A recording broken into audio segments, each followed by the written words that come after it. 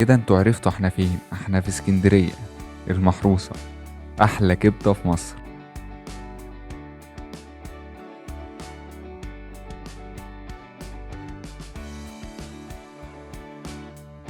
السلام عليكم واهلا بيكم في حلقة جديدة من دوري ابطال الاكل على سبراي فود. والنهاردة معانا دوري ابطال الكبدة. وطبعا الكبدة يبقى ايه؟ اسكندرية ومحلات اسكندرية، الكبدة الاسكندراني. والنهاردة معانا 3 محلات، منهم محلين جامدين ومحل طبعا مختلف عنهم، اجمد كبدة، يعتبر اجمد كبدة في مصر، وهو طبعا هتعرفوه في الحلقة. فيلا ندخل في الحلقة على طول. ودلوقتي معانا طبعا أشهر محلين بيقدموا كبدة: كبدة الفلاح، أشهر محلات الكبدة في مصر، وكبدة الحرش اللي فتح مستحدث بينافس الفلاح في اسكندرية. هنقارن ما بينهم، ومعانا التالت هتشوفوه في الحلقة. يا ترى هيبقى مين؟ ندخل على طول. معانا دلوقتي سندوتش كبدة الحرش.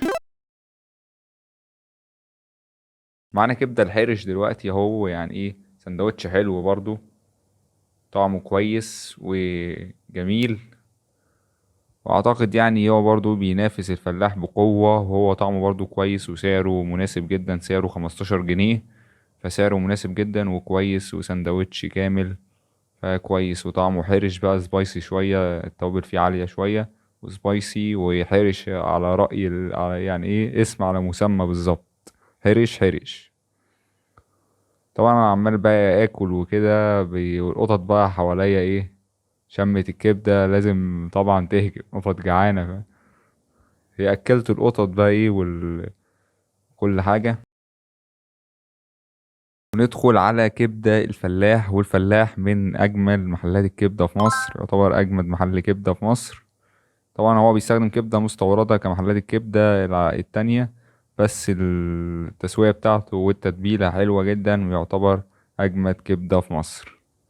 هو من وجهة نظري الحرش ولا الفلاح، الاتنين جامدين بصراحة، بس اميل للفلاح، والحرش هيبقى التاني. وفي الحلقة بقى هنشوفوا مين هيبقى اجمد كبدة في مصر، ودي هتبقى كبدة مختلفة. دي كبدة بلدي 100%، يعني بتاكل كبدة نضيفة، طعم نضيف، طعم جميل. وانا بقى كنت ايه، باكل القطط، والقطط بقى حواليا كده ايه، فديتها حتة كبدة، كام حتة كده ايه، عشان تبعد عني وتحل عني وتتكل على الله. والقطة بقى ايه يعني ايه، عشق طبعا، لقيتني باكل كبدة فلازم تخمس معايا. طبعا سندوتش كبدة الفلاح النص، هو ايه، بيتقال عليه نص. النص ده سعره 13 جنيه. طبعا سعره زاد مؤخرا، بس كان ارخص من كده، بس يعتبر ارخص سندوتشات الكبدة برضو في مصر كلها. وطعمه كويس جدا، وهو بالنسبة لي افضل كبدة. لو عايز اكل سندوتش كبدة عادية مستوردة، اكل من عنده. اما بقى لو كبده بلدي، هندخل طبعا اشهر محلات كبده في اسكندريه، اشهر محل وفي مصر، كل الناس بتجيبه من كل حته. يا ترى مين؟ نروح ونشوف اللي بعده.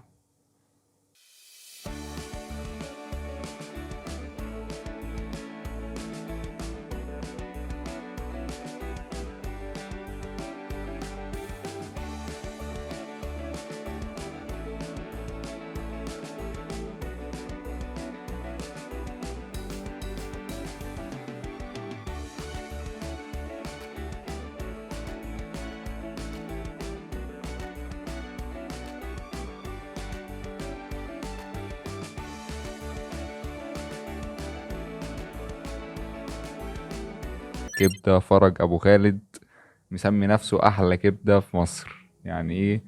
زي ما بنقول هيبقى اجمد كبده، يعتبر اجمد كبده في مصر. طبعا كبده بلدي، وعنده انواع كبده، سواء بتلو اللي هي الصغير، او الكبده الشمبري اللي هي البقري الكبير. باقي طبعا جبنا من عنده سندوتشات، وعنده طبعا الكبدة. طبعا السندوتشات عنده هتبقى غالية عشان كبدة بلدي وكبدة نظيفة وكبدة جميلة. طبعا حلو جدا، والسندوتش زي ما انتوا شايفين، وعامل باكجينج ومخللات وكيس كويس، يعني ايه، مظبط الدنيا. طبعا سندوتش عنده الكبدة الشمبري ب40 جنيه، دي اللي احنا جبناها، ما جبناش بتلو ولا حاجات تانية. وعنده طبعا كبدة وسجق، وعنده حاجات كتيرة هنبقى نجربها مرة تانية، بس احنا النهاردة في الكبدة وجبناها كبدة شمبري. الساندوتش ب40 جنيه، سعره كويس مناسب للجودة طبعا. وطعمه جميل والحشو كتير زي ما انتوا شايفين. فيعني بالنسبة لي لو عايز اكل كبدة بلدي مش هتأخر واروح له على طول. هو بالنسبة لي اجمد كبدة في مصر. هنشوف بقى لو في حد تاني جامد بعد كده في نلف. فبالنسبة لي هو اجمد كبدة في مصر. طبعا اسكندرية ما تزهقش منها خالص، بحرها ومراكبها وجمالها وهواها. اسكندرية. طبعا بقى الفيديو ده تحس اللي هو عشوائي شوية، بس يعني عملنا حاجات يعني ايه، اول مرة نصور خارجي كده برا لايف. طبعا الفيديو لو عجبك الفيديو متنساش اللايك والشير والسبسكرايب، فعل جرس التنبيهات عشان يوصلك كل جديد. تابعني على السوشيال ميديا، اللينكات في الديسكريبشن. واشوفكوا في حلقة جديدة دوري ابطال اكل على سبراي فود. وسلام. طبعا يعني اسكندرية بقى جمالها وبحرها وكل حاجة.